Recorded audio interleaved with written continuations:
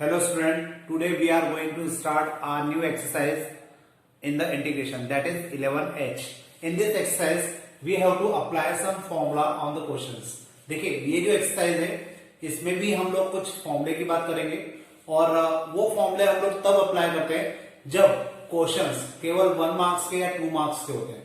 मतलब ऑब्जेक्टिव में आ जाए क्वेश्चन या 2 मार्क्स के क्वेश्चन हो तो हम लोग डायरेक्टली फॉर्मूला अप्लाई करते हैं। ये फॉर्मूले मैंने लिखे e to the power ax sin bx dx और इसको हम लोग क्या लिख सकते हैं e to the power ax upon में a square plus b square and a sin bx minus b cos bx।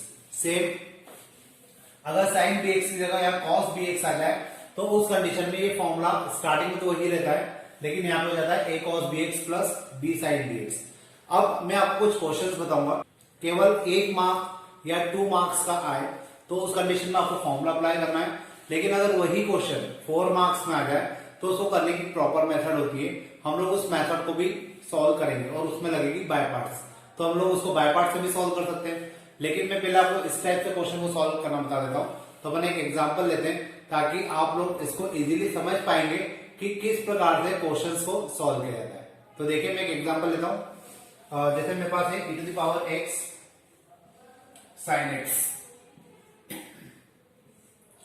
अब अगर आप लोग इसको देखें, अगर ये क्वेश्चन आपको 1 मार्क्स का है 2 मार्क्स का है तो सीधे आप फॉर्मूला अप्लाई करिए, आंसर निकाल लीजिए। और अगर ये क्वेश्चन आपको 4 मार्क्स का दिया है तो इसमें बाय पार्ट्स लगाइए। बाय पार्ट्स लगा के कैसे सॉल्व किया जाएगा वो अपन अभी बाद में देखते हैं।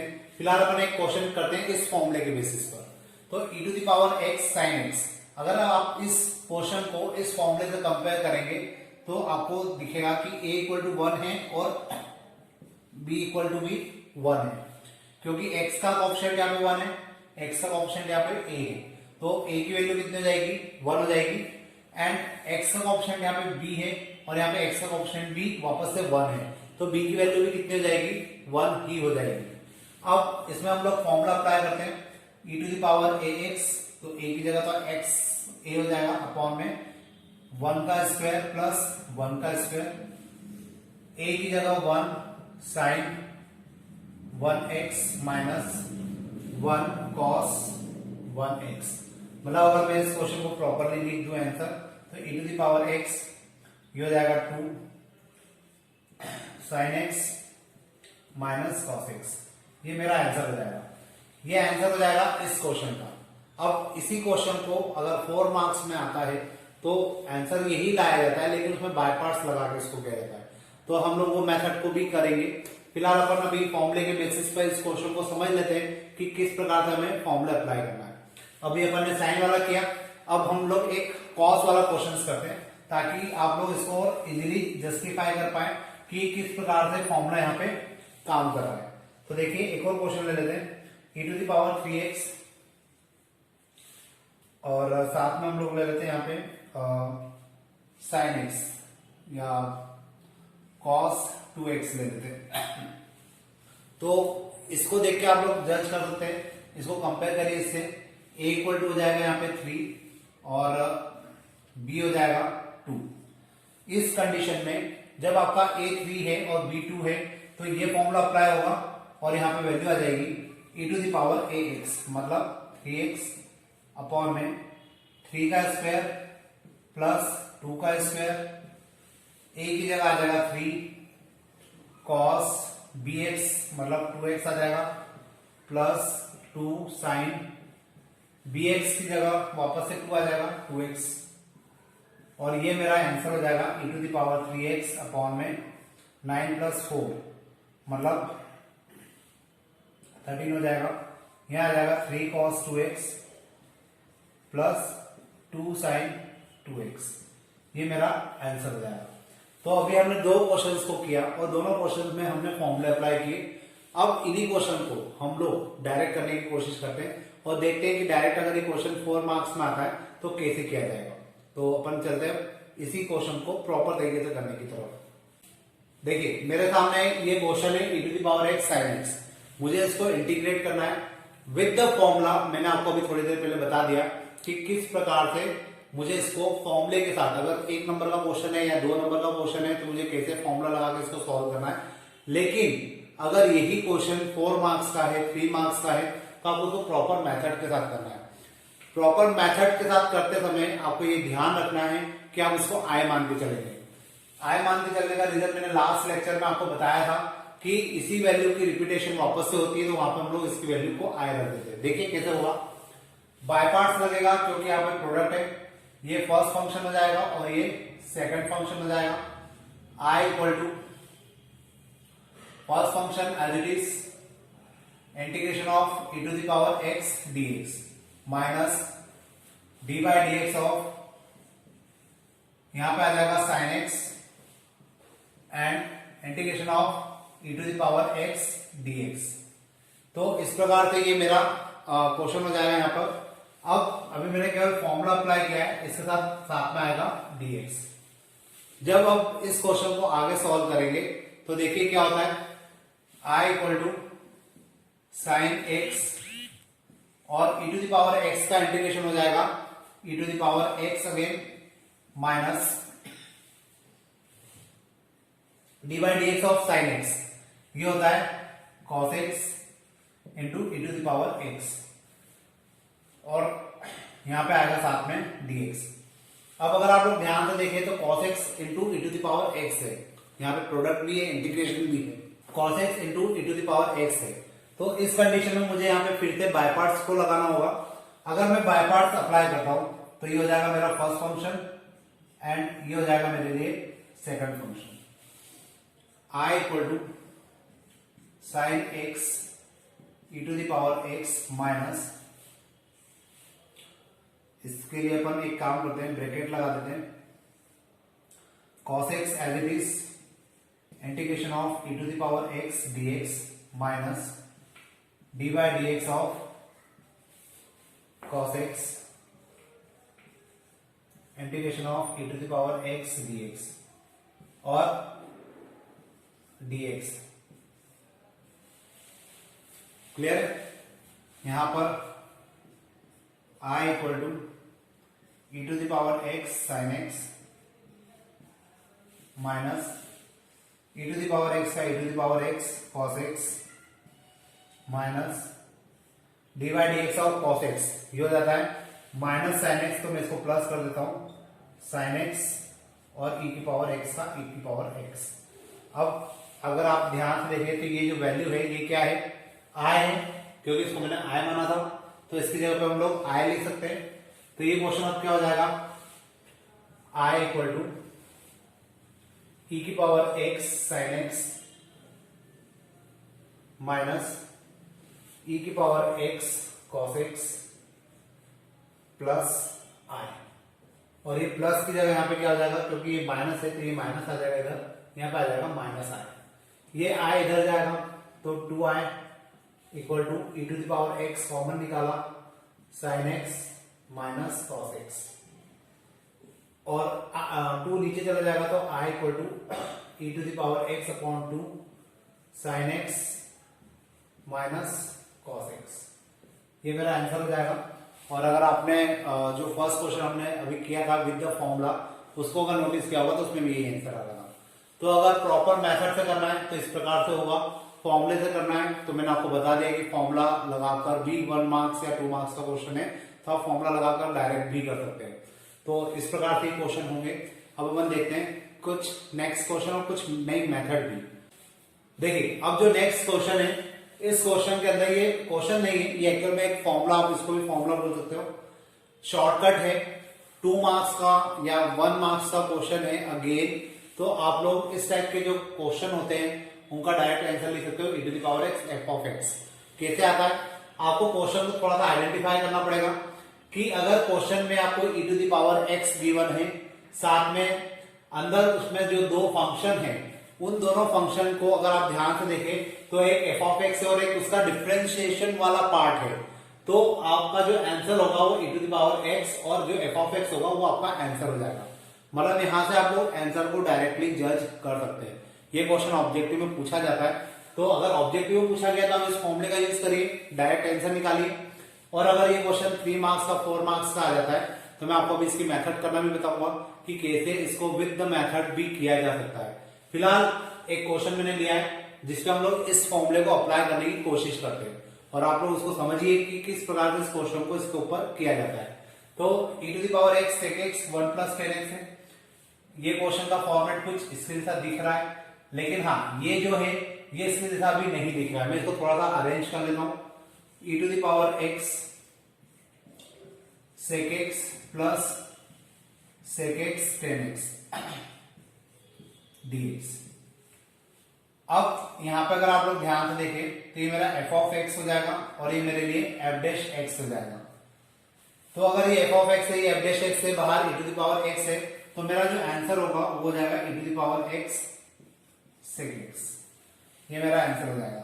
अब अगर आप लोग ध्यान से देखें तो फटाफट यहाँ से आंसर निकल जाता है। मतलब अगर ये क्वेश्चन ऑब्जेक्टिव में पूछा जा सकता है तो आपको आंसर देना भी बहुत इजी वे में आप दे सकते हैं। मतलब क्योंकि f of x f dash x अगर आपके पास है, बाहर e to the power x है, तो इसका इंटीग्रेशन जो होता है वो e to the power x f of x होता है। तो आपको इसका आंसर लिखना काफी इजी है। लेकिन अगर आप इसी क्वेश्चन को मुझे प्रॉपर मेथड से करना है तो उस मेथड को फॉलो करने के लिए देखिए हम लोग क्या करेंगे। यहाँ पे ये तो हम लोग करेंगे कि मल्टीप्लाई हमें करना ही होगा। इस e to the power x का अंदर मल्टीप्लाई कर देते हैं, e to the power x sec x plus e to the power x into sec x tan x। अब इसमें हम लोग एक काम करते हैं, फॉर्मूला लगाते हैं बाय पार्ट्स का। ये हो जाएगा मेरे लिए सेकंड फंक्शन और ये हो जाएगा फर्स्ट फंक्शन। और इसमें हम लोग कोई फॉर्मूला अप्लाई नहीं करेंगे। मैं अभी आपको क्या बता रहा हूं, लॉन्ग मेथड जो 4 मार्क्स में या 3 मार्क्स में की जा सकती है। तो इसमें बाय पार्ट्स लगाते हैं। sec x as it is e to the power x minus dy dx of sec x integration of e to the power x, और यहां पे dx भी है, यहां पे भी dx आएगा, और साथ में जो चल रहा था plus integration of e to the power x sec x plus tan x। अब इसको तो हम लोग इसका इंटीग्रेशन करेंगे तो ये सेम टर्म आ जाएगी sec x into e to the power x minus इसका इंटीग्रेशन क्या हो जाएगा, ये हो जाएगा sec x tan x into e to the power x dx plus e to the power x sec x tan x dx। यहां बीच में plus नहीं है, dx। अब अगर आप ध्यान से देखें तो ये माइनस की टर्म और ये प्लस की टर्म पूरी कैंसिल हो जाएगी और मेरा आंसर हो जाएगा e to the power x sec x। तो ये प्रॉपर लॉन्ग मेथड हो गई कि अगर क्वेश्चन हमें इस प्रकार से दिया गया है कि ये क्वेश्चन 3 मार्क्स का है, 2 मार्क्स का है या 4 मार्क्स का है, तो हम लोग मेथड के साथ इसको कर सकते हैं। ये 1 मार्क्स में ऑब्जेक्टिव में पूछा गया है तो हम लोग इस फॉर्मूले का यूज करके इस क्वेश्चन को कर सकते हैं। तो ये अब आपके हिसाब से आपके ऊपर डिपेंड करता है कि क्वेश्चन आपको कैसा पूछा जाता है और आप किस प्रकार से इसका आंसर देते हैं। मैंने आपको दोनों मेथड बता दिए। अब अपन चलते हैं नेक्स्ट क्वेश्चन की तरफ। देखिए अब जो क्वेश्चन मेरे सामने है, इस क्वेश्चन को अगर मुझे इंटीग्रेट करना है तो इसको इंटीग्रेट करने में हम लोग कोई वैल्यू भी पुट नहीं कर सकते। इसमें e to the power x भी नहीं है। इस क्वेश्चन को करने के लिए हमें कुछ तरीका यूज करना पड़ेगा। तो हम लोग क्या कर सकते हैं, यहाँ पे x को लिखा एज इट इज और इसमें लगा देता है half angle formula 2 sin x/2 cos x/2 और नीचे भी हाफ एंगल लगेगा 1 प्लस cos x। आपको जब भी दिख जाए उसमें हाफ एंगल फॉर्मूला लगता है तो ये हाफ एंगल फॉर्मूला क्या हो जाएगा 2 cos x/2 स्क्वायर में। अब इसको सेपरेट कर लेते हैं तो ये हो जाएगा x/2 cos square x/2 plus 2 sin x/2 cos x/2 upon 2 cos square x/2। 2 से 2 कैंसल, एक स्क्वायर कैंसल, यहां पे हो जाएगा 1/2 x सेक स्क्वायर x/2 प्लस यहां आ जाएगा 10x/2। अब मुझे इसको इंटीग्रेट करना है। मैं इस फंक्शन को एज इट इज रहने दूंगा और इसको यहां पे मैं लगाता हूं बाय पार्ट्स। तो अगर मैंने इसमें बाय पार्ट्स लगाया तो ये हो जाएगा मेरे लिए सेकंड फंक्शन और ये हो जाएगा फर्स्ट फंक्शन। तो देखिए अब अगर इसमें बाय पार्ट्स लगाते हैं तो क्या होगा, 1/2 as it is first function as it is sec square x/2 का हो जाएगा 10x/2 अपॉन 1/2 प्लस मैं डायरेक्ट कर रहा हूं क्योंकि बाय पार्ट्स आप लोग फेमिलियर है तो मैं डायरेक्टली फॉर्मूला अप्लाई कर रहा हूं। x का हो जाएगा 1 और यहाँ इंटीग्रेशन में आ जाएगा 10x/2 अपॉन 1/2 और ये आ जाएगा प्लस इंटीग्रेशन ऑफ 10x/2। अब ये 1/2 अगर अंदर जाएगा तो यहां आ जाएगा x 10x/2 minus 10x/2 plus integration of 10x/2। ये टर्म और ये टर्म कैंसिल हो जाएगी और मेरे पास आंसर बचेगा x 10x/2। तो ये मेरा फाइनल आंसर हो जाएगा और इस प्रकार से क्वेश्चन सॉल्व किया जा सकता है। अब अपन देखते हैं नेक्स्ट क्वेश्चन। देखिए नेक्स्ट क्वेश्चन जो मुझे दिया हुआ है sin x cos x minus 1 upon में sin square x into e to the power x। e to the power x है मतलब मैं इसमें शॉर्टकट यूज कर सकता हूं, लेकिन पहले मुझे इसके शॉर्टकट के लायक बनाना पड़ेगा।